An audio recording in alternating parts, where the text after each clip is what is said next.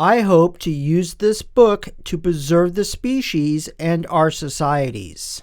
However, to do so, I must promote my own ideas and certain actions. The irony of stating that we need more people who want to help without an underlying agenda and then promoting my ideas or actions in the message does not escape me.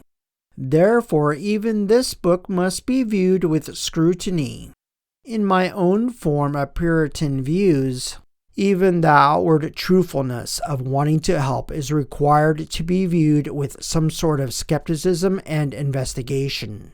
Nevertheless, we need more quality involvement and kindness and peace in the world so we, the human species, do not kill ourselves off. We need more people with that bystander intervention attitude who are willing to extend helping hands. It really saddens me that people can just stand by, watch, and do nothing. In my opinion, sometimes the people who just stand and watch evil actions can be almost as bad as the people who carry out the actions, because often they are the ones who know the difference between right and wrong, and yet they do not act on their knowledge. We must honestly ask ourselves, do we want to be part of the problem or part of the solution? In allowing a problem to continue, we allow ourselves to be part of the problem by complacency. We need more people who truly want to help just for the sake of helping, instead of being motivated by private agendas or reasons. We need more people who want to help, without some sort of hidden or subconscious agenda in which they or their allies have the possibility of gaining personally from their service, either directly or indirectly. We must also be observant and cognizant of those who, under a cover of helping, would use their influences, abilities, or opportunities to further something else. We all have the ability to affect change, not just on personal and local levels, but also on a global scale.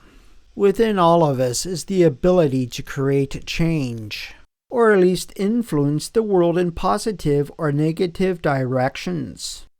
Within all of us is the ability not only to impact the world we ourselves inhabit, but also the worlds around us. We are all pieces of the puzzle who are interlocked and interdependent of each other at the same time. We can also view ourselves as seen through water. We are like pebbles in a brook, larger than life and one of a kind. However, in reality, each of us is one of the many stones that are needed to make up the rock bed. Together we make up the foundation of the stream and determine where the water flows. There are enough voices to make a difference. We need people who accept personal inconvenience or risk in the hope of a better world. The future requires it. In the future, when we think back to now, will we surely remember it was no longer a time of words, but of individual actions. This is the time for us to stand. This is the time for the silent majority not to fall down, but to stand. Apathy is the true enemy. Apathy is also often the true adversary within us. We must continue the fight. Someone must take that first step or risk, then make the first adjustment. Change does not necessarily mean drastic adjustment. It can mean small steps, just enough to initiate more change. Once the first change is initiated, more changes will follow. It takes more than one person for others to follow. But with the first comes the second, and then the third. Sometimes we are bigger players than we believe we are.